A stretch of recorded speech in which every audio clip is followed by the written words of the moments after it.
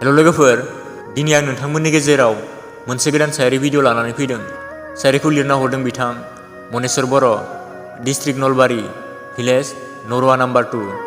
थुदो बिदिब्ला बिथां लिरना हरनाय सायारिखौ आंजों लोगोसे दान्दिसे सम खोनासंलांफादोनि।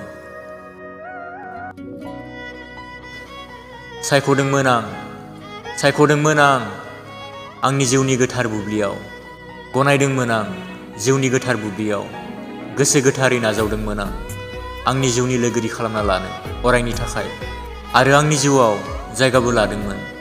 आं नोंखौ गोसो गोथारै बोजबदोंमोन आरो रंजाखांदोंमोन, नाथाय बियो आंनि जिउआव अरायनि थाखाय फैयाखैमोन।